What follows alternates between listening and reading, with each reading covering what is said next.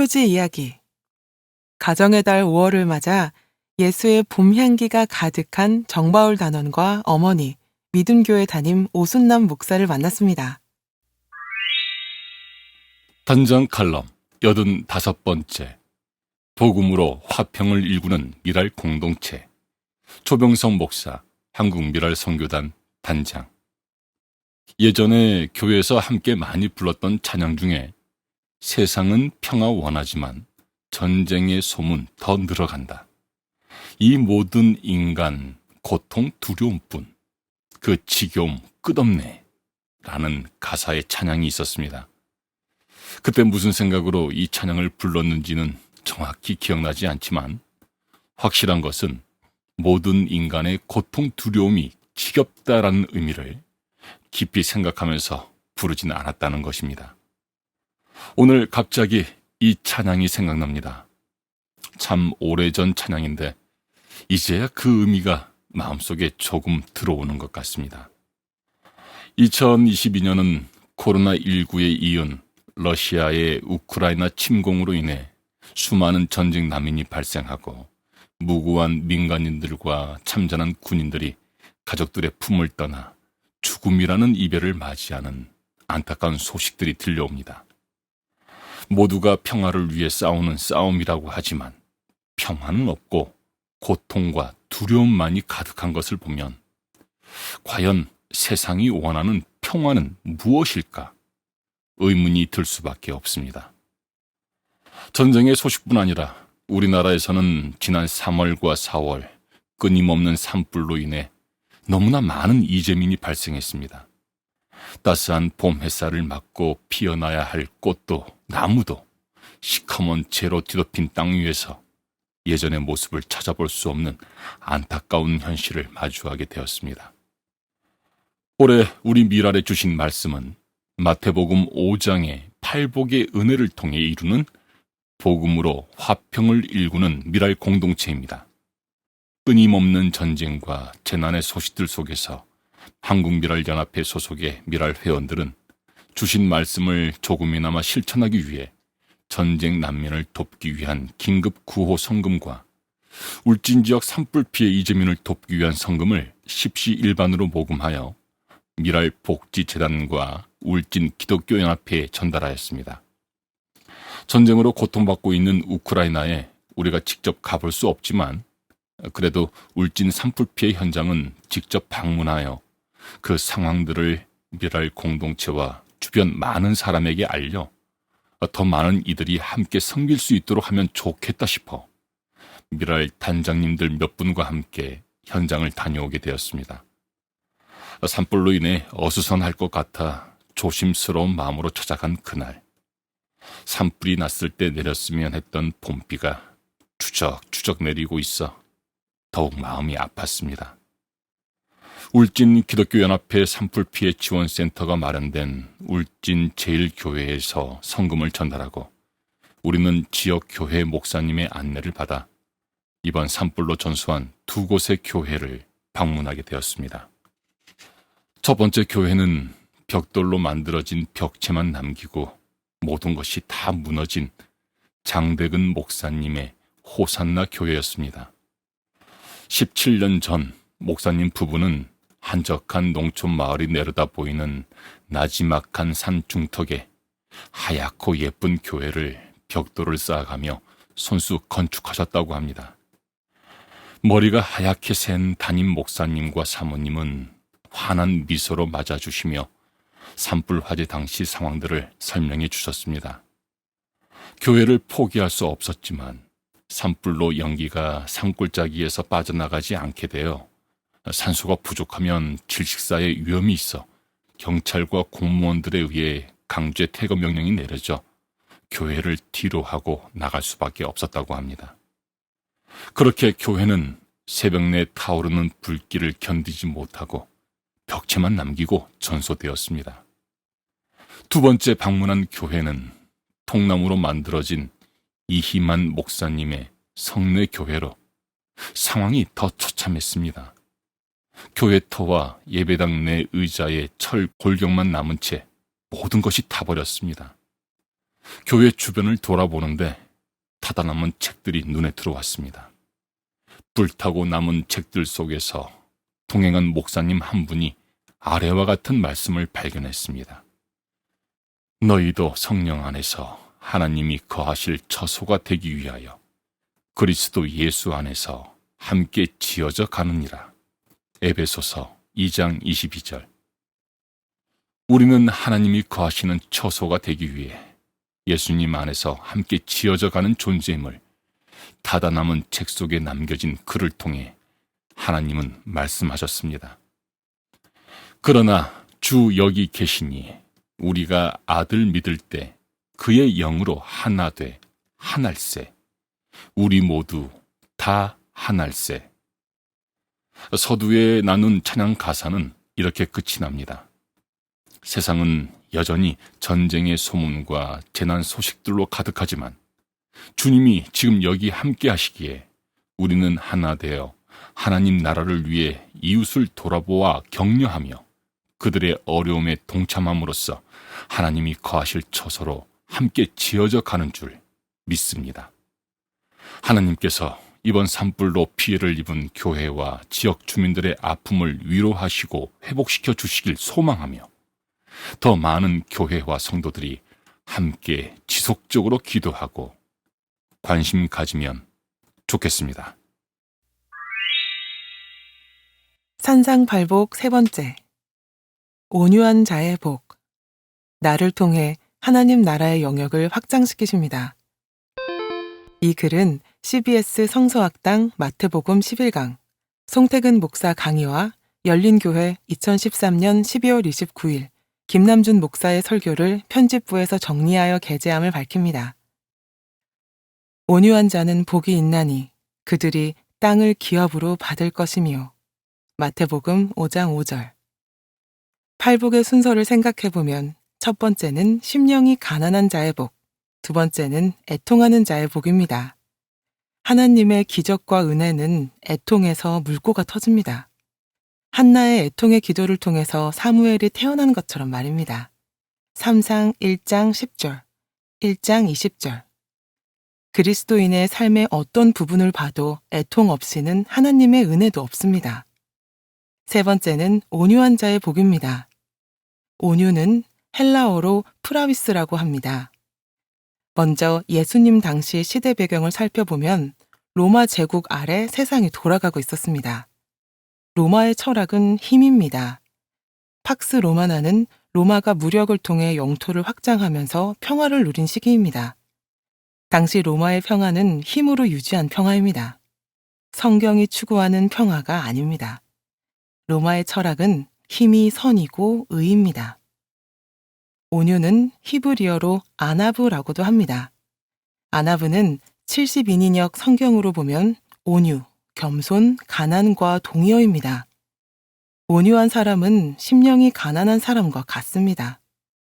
마태복음 5장 2절은 심령이 가난한 사람은 천국이 그들의 소유라 했고, 마태복음 5장 5절은 온유한 사람은 땅을 기업으로 받는다고 했습니다. 천국과 땅이 동의어로 쓰이고 있습니다. 마태는 땅의 원리를 들어 천국에 더 깊게 들어가려는 의도를 갖고 있었습니다. 온유, 겸손, 가난은 동의어로 환난, 고통, 기근의 어근을 갖고 있습니다. 우리는 환난, 고통, 기근을 만나면 분노합니다. 표준 세번역 욥기 23장 10절 말씀을 보면 하나님은 내가 발 한번 옮기는 것을 다 알고 계실 터이니 나를 시험해 보시면 내게 흠이 없다는 것을 아실 수 있으련만 이라고 합니다. 이 말씀은 환난과 고통을 만났을 때 욥이 하나님께 하는 원망입니다. 왜 나만 힘들게 하세요? 내가 잘못한 게 뭐가 있다고? 우리는 이렇게 하나님께 따집니다. 그런데 하나님은 우리에게 왜 너는 아닌데? 라고 하실 수 있습니다. 그리스도인의 경건과 기도에 관련한 다수의 저서를 남긴 19세기 남아프리카의 선교사 앤드류 머레이는 겸손은 내게 일어난 일에 대해서 이상하게 여기지 않는 태도라고 했습니다. 어떻게 해야 이런 태도가 가능할까요? 1.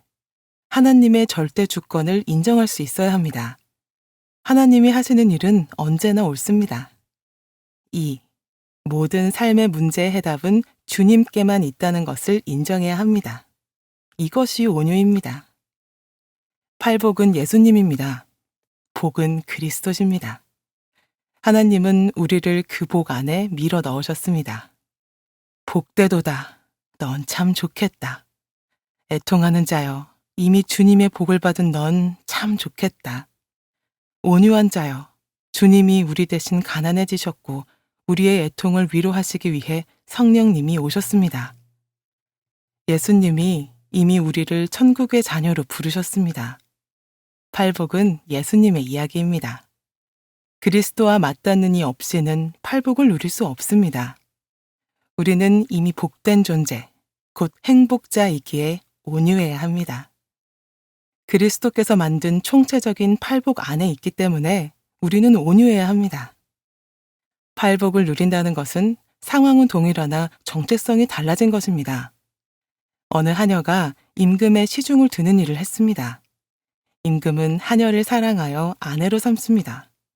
아내가 된 하녀는 동일하게 임금을 섬기지만 하녀가 아닌 아내로서 섬깁니다. 복된 자로서 우리는 정체성이 달라졌습니다. 시내산 사건과 팔복 사건은 맞물려야 합니다. 팔복 사건은 모세의 시내산 사건의 완성이기 때문입니다. 이제는 더 이상 팔복이 우리에게 율법적 요구가 되지 않습니다. 예수님을 사랑해서 기쁨으로 팔복을 누리는 것입니다. 온유한 자는 복이 있나니 그들이 땅을 기업으로 받을 것이미요. 마태복음 5장 5절. 심령이 가난한 자는 복이 있나니 천국이 그들의 것이미요. 마태복음 5장 3절.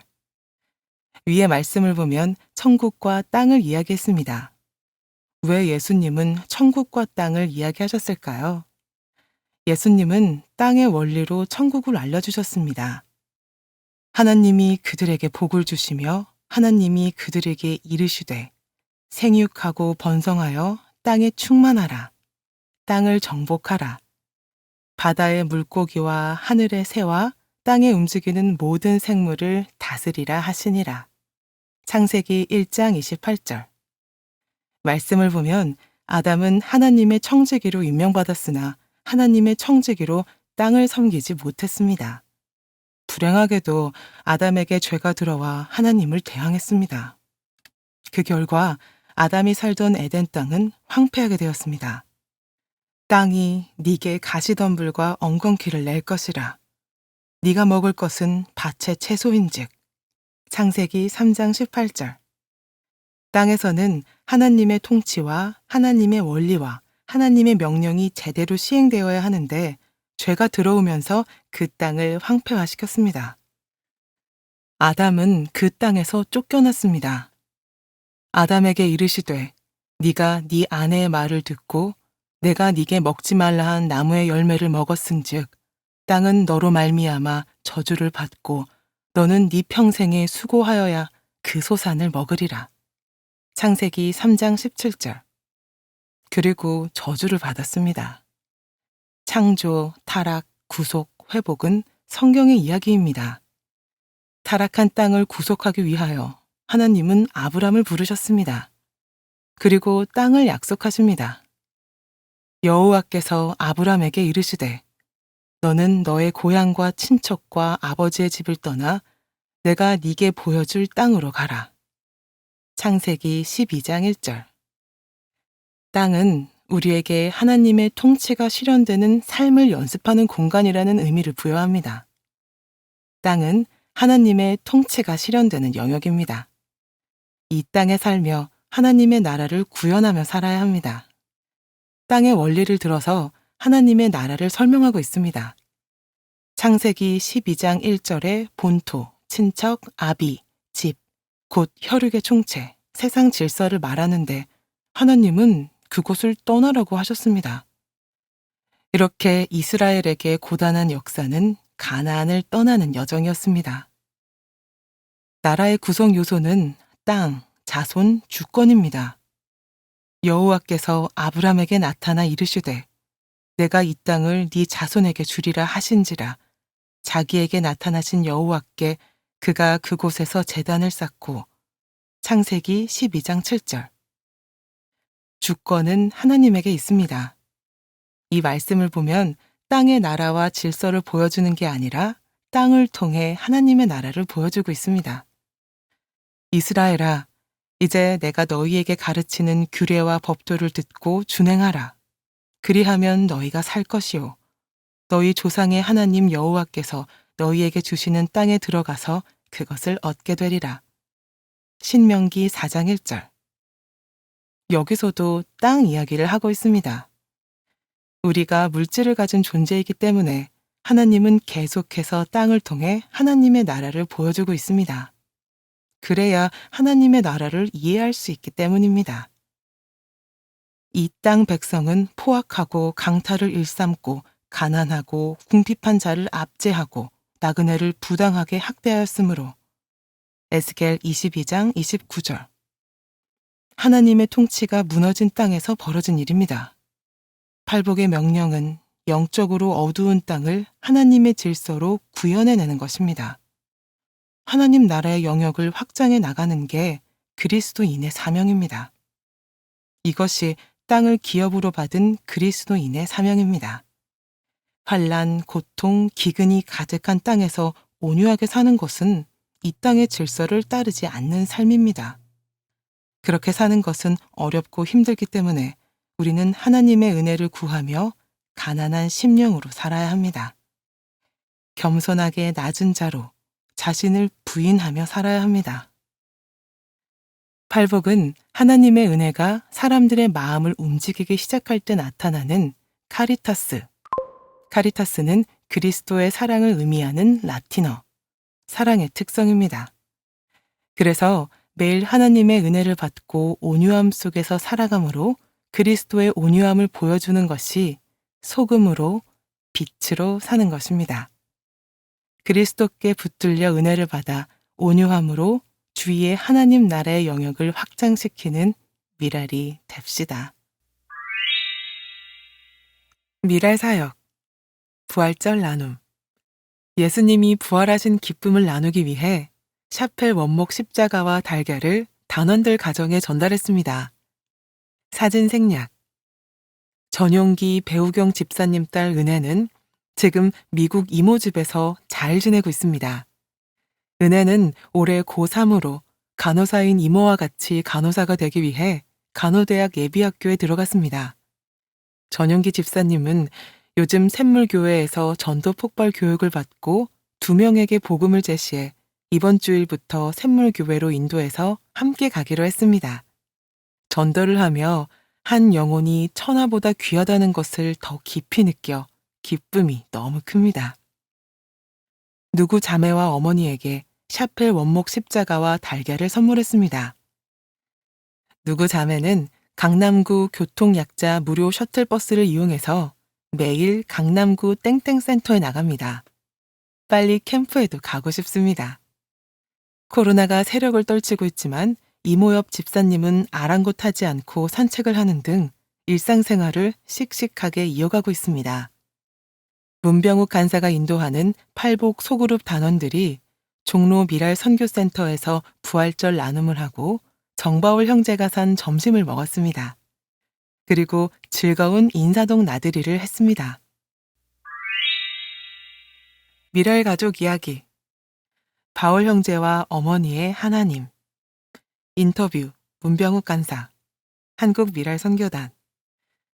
가정의 달 5월을 맞아 정바울 단원과 믿음교회 담임이자 정바울 단원 어머니인 오순남 목사를 함께 인터뷰했습니다. 하나님과의 만남을 소개해 주실 수 있나요? 바울이가 신생아 때 황달이 와서 고열 때문에 병원에 입원했다가 퇴원했는데 그때 의사 선생님이 후유증으로 발육이 늦을 거라고 했어요. 게다가 가세가 완전히 뒤집어져 파탄날 지경으로 살 길이 없었어요. 어느 수요일 저녁에 바울이가 아파 병원에 가다가 예전에 제게 전도하던 사람을 또 만났어요. 전도를 하는데 뿌리치려는 마음으로 교회 가겠다 건성으로 약속을 했어요. 그런데 그때부터 하나님의 성령이 역사했나 봐요. 그날 순복음 교회의 전도지, 금식 기도 방법, 신문 간증 등을 밤새워 보게 되었죠. 예수 믿으면 살겠구나. 이게 죽는 것이 아니라 이제는 예수 믿는 내가 살겠구나 하고 믿게 되었어요. 소망을 가지고 예배를 드리러 교회에 가서 찬송가 예수 십자가에 흘린 피로서를 부르며 눈물이 나서 예배가 어떻게 끝난지도 모르고 집에 왔어요. 산 넘어 산으로 굽이굽이 와도 그때마다 하나님 믿음으로 그 믿음 주신 게 얼마나 감사한지. 3일 동안 금식하면서 말씀을 보는데 창세기부터 계시록까지 일독을 3일 만에 했어요. 그때 하나님 말씀이 꿀송이 같이 달다는 걸 체험했어요. 바울이의 어린 시절은 어땠나요? 생활이 참 어려워 겪은 걸 다 말할 수가 없죠. 바울이가 돌도 안 지났는데 제가 돈을 벌어야 하니 바울이 기저귀를 2개, 3개씩 채워놓고 바울이 형과 함께 두고 저는 일하러 나갔어요. 일 마치고 집에 돌아오기 전에 기도하죠. 하나님, 어떤 상황이 벌어져도 내 마음 좀 잡아주세요. 내 힘으로는 못합니다. 그렇게 이겨냈죠. 그래도 인간적으로 힘이 들 때는 네가 예수 안에서 이미 죽었는데 왜 네가 사냐? 네가 왜 살려고 하냐? 이런 마음이 딱 와요. 그럼 금방 회개하고 다시 새 힘이 생겼죠. 이렇게 하나님을 만나고 오늘날까지 오다 보니 우리 바울이는 하나님이 내게 주신 짐이 아니라 내게 보탬이 되는 하나님이 주신 선물이다 하는 생각이 들어요. 그래서 몸은 굉장히 힘들었지만 바울이 때문에 속 썩고 그런 거는 없어요. 얘는 자기가 짜증내고 원망하고 이런 게 없었어요. 원래 엄마랑 아들은 잘 부딪히잖아요. 그런데 바울이랑은 내가 불편하고 몸이 힘든 것뿐이었지 서로 힘들게 하거나 그런 적이 없어요. 바울이는 어떤 아들인가요? 바울이는 우리 가정의 삶의 활력소라고 할 수 있어요. 얼마 전에도 엄마 환갑이라고 자기 용돈을 모았다며 성지순례를 가라고 300만 원 넘는 돈을 주더라고요. 큰 돈이니 몇십 년 모은 거 아니겠어요? 돈을 내놓는데 참 기가 막히더라고요. 마음이 먹먹해 너무 고맙다라고 했죠. 제가 차를 오래 타는 게 어렵고 체력도 안 되니 받은 것으로 하고 그 돈으로 교회에 큰 텔레비전을 마련했어요. 사실 바울이가 영적으로도 멘토 역할을 해요. 제가 조금 서두를 때면 엄마 너무 급하게 생각하지 말고 믿고 좀 기다려요, 기다려 하고 얘기해 주죠. 또 TV나 컴퓨터가 고장나면 다 해결해 줘요. 사람들은 다 각자 주어진 것이 다르지만 저한테는 바울이가 정말로 보화예요. 하나님이 절 세워가려고 동역자로 바울이를 세우셨죠. 우리는 주님 덕분에 행복하게 살아요.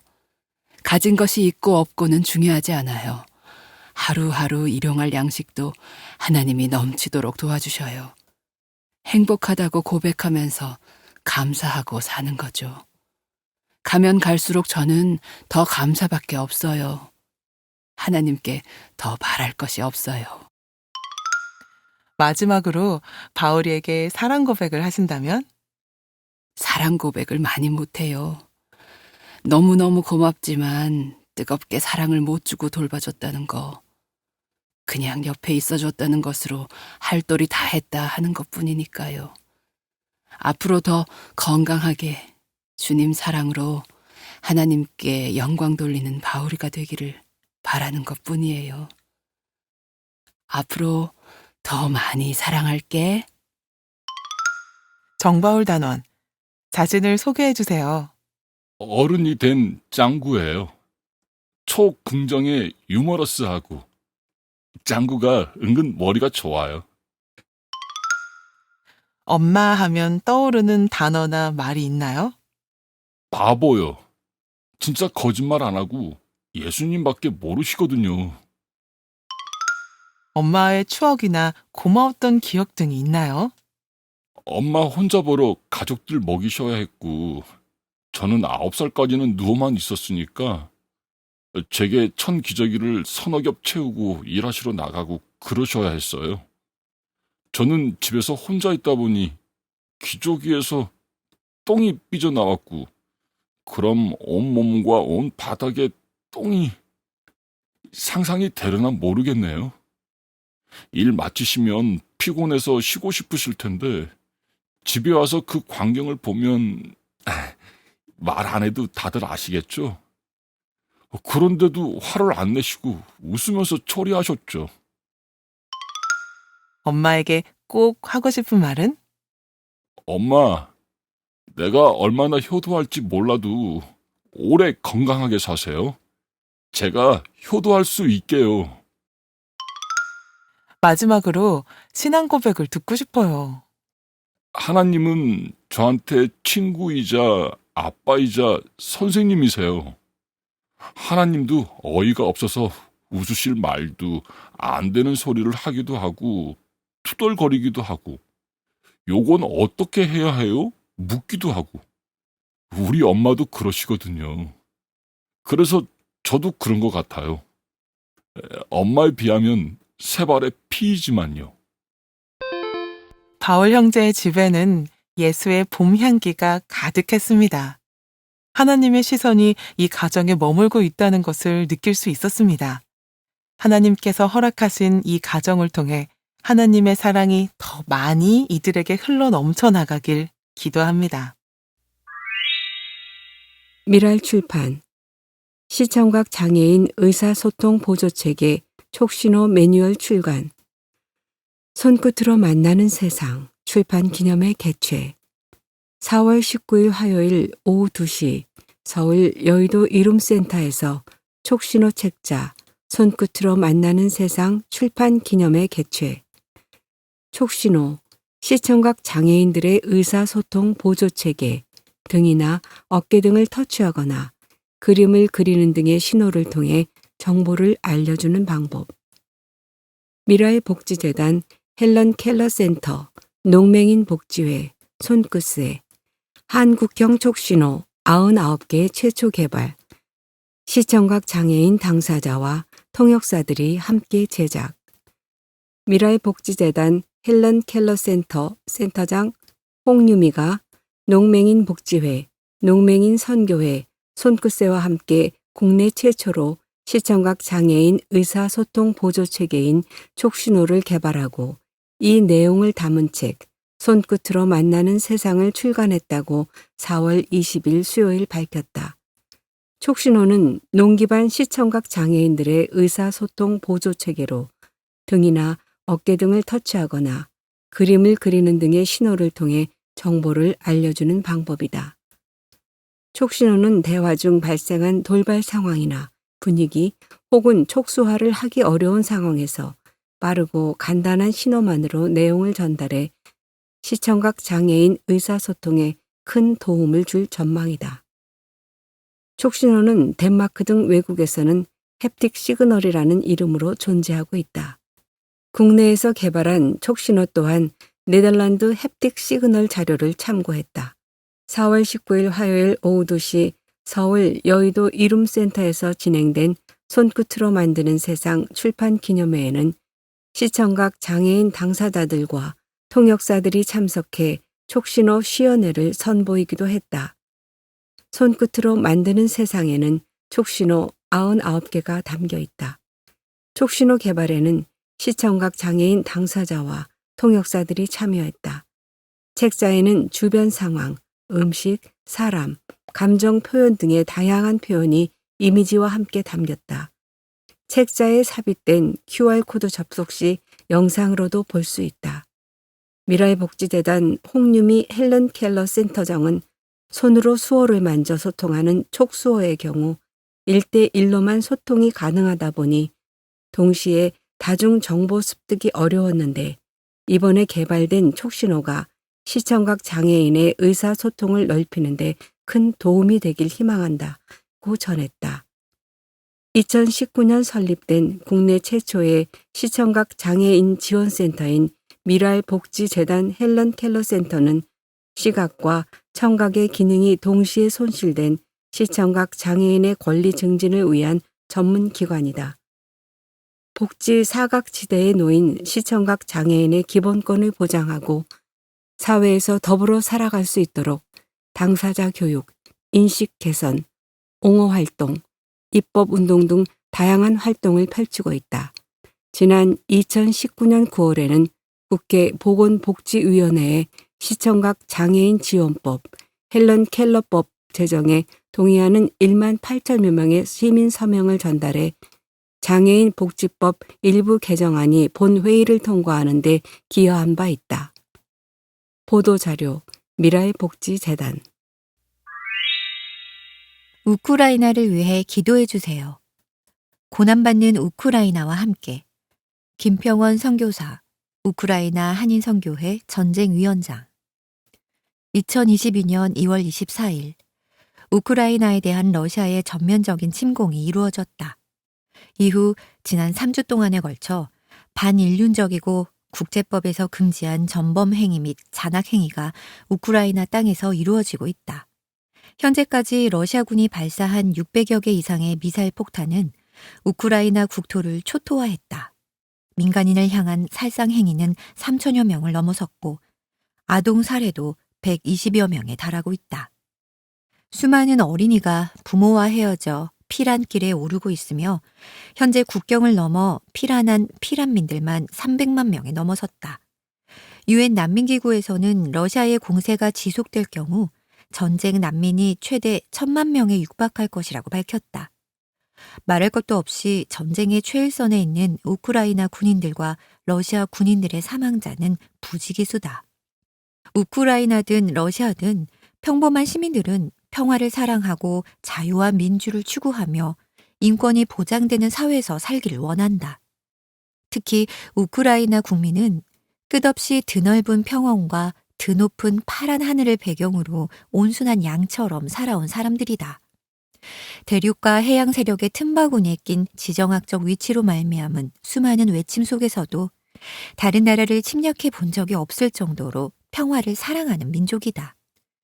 또한 그들은 복음 및 개신교에 대하여 가장 열려있는 민족이기도 하다. 이 땅은 복음의 제사장 나라를 꿈꾸며 수많은 사역자가 일어나고 선교사들을 파송하는 나라로 힘차게 전진하는 중이었다. 더불어 우크라이나는 러시아 및 중앙아시아 등 핍박당하고 추방당한 선교사들에게 따뜻한 피난처를 제공해 주었고 40여 명의 추방당한 선교사들에게 새로운 사역지가 되어주었다. 이들은 평화에 대한 확고한 의지와 전쟁이 없는 세상을 꿈꾸며 1994년 세계 3대 핵 강대국의 위상을 포기하고 비핵화를 선언하였다. 핵을 포기하는 대신 우크라이나의 주권과 영토 보전을 보장해주기로 합의각서에 서명한 나라 중 하나가 바로 러시아였다. 그런 러시아에 2014년 우크라이나 영토인 크림반도와 돈바스 지역이 유린당하였다. 그리고 이제는 이러한 위협에 대응하고자 불가피하게 나토 동맹 가입을 추진하는 것을 구실 삼아 러시아는 우크라이나 민간인 거주지역 및 병원, 유치원, 그리고 기본 인프라 시설을 무차별적으로 파괴하고 있다. 심지어 이제는 핵무기 운운하며 서방의 자유민주 진영과 인류의 안전을 겁박하는 중이다. 세계는 지금 구소련 공산주의의 잔재를 포기하지 않은 권위주의와 국가주의 그리고 전체주의의 세력으로부터 심각하게 위협당하고 있다. 이미 우크라이나에서의 전쟁은 러시아와 우크라이나 간의 지정학적인 전쟁을 넘어서서 악마적인 어둠의 세력과 평화와 민주주의 가치를 토대로 한 빛의 세력 간 가치 전쟁으로 승화되었다. 전쟁을 반대하고 평화와 생명을 추구하는 기독교인들이 일어나 죽음의 계곡에서 결사항전하며 호소 중이다. 우리 역시 그곳의 기독교인들을 돕고 연대하며 어둠의 세력을 함께 대적해야 할 때이다. 또한 적극적으로 우크라이나의 인도주의적인 구호의 손길을 내밀고 기도와 사랑의 견고한 끈으로 함께 악의 세력에 대항하여야 할 때이다. 그리하여 하나님의 나라가 속히 이루어지길 간절히 기도해야 한다. 우크라이나인들은 한국을 신앙적, 경제적으로 본받아야 할 모델 국가로 여긴다. 고난과 통복이 가득한 바로 이때 우리 한국교회 및 성도들이 고난받는 우크라이나를 위하여 함께한다면 그들은 평생 우리 한국의 교회들을 좋은 친구로 기억하며 기도할 것이다.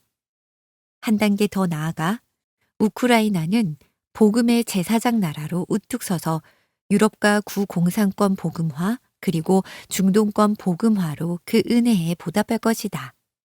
인류를 모독하며 양심과 정의를 시험하는 이 악한 전쟁 행위가 종식되고 평화가 이루어지기까지 지치지 말고 함께 손잡고 나가자. 사진 설명. 러시아군과 우크라이나군의 치열한 싸움이 벌어지는 우크라이나 남부 항구 도시 마리우폴의 한 주민이 현지 시간 4월 19일 자전거 앞쪽에 아이를 태운 채 불탄 버스 옆을 지나가고 있다. 마리우폴 로이터 연합뉴스. 우크라이나를 위한 기도 제목. 1. 전쟁의 조속한 종식을 위해. 러시아군이 우크라이나 영토에서 떠나가게 하시고 전쟁으로 인해 더 이상 무고한 민간인들이 희생당하지 않게 하소서. 2. 지도자를 위해. 우크라이나 정치 지도자들에게 지혜와 용기를 주시어 어려운 상황을 잘 이겨내고 수습할 수 있게 하소서. 3. 우크라이나 사람들을 위해. 전쟁으로 고통받고 상처받은 우크라이나 국민의 마음을 하나님의 사랑으로 치료해 주시고 지하철 방공호와 교회 지하실에 대피해 있는 모든 우크라이나 사람들을 안전하게 지켜주소서. 4. 난민들을 위해. 삶의 기반을 두고 급히 주변 나라로 떠난 우크라이나 난민들의 지친 몸과 마음을 위로해 주시고 특별히 어린 아이들을 전쟁의 공포에서 지켜주소서. 5. 우크라이나 교회를 위해. 우크라이나 안의 모든 교회와 가정들의 안전을 지켜주시고 교회 지도자들에게 담대함을 주시고 성도들이 믿음으로 전쟁의 두려움을 이겨내게 하소서. 6. 선교사들을 위해. 선교사들이 다시 우크라이나 땅을 밟을 수 있도록 길을 열어주시고 피난 중에도 우크라이나 사람들을 위해 헌신하는 선교사들의 현재 사역과 앞으로 감당해야 할 사역에 대한 비전과 협력이 잘 연결되게 하소서. 7. 회복과 부흥을 바라보며. 전쟁 후 반드시 이루어져야 하는 재건을 통한 일상생활의 회복과 우크라이나 교회의 부흥을 이룰 수 있도록 지속적인 관심과 물질 후원이 연결되게 하소서.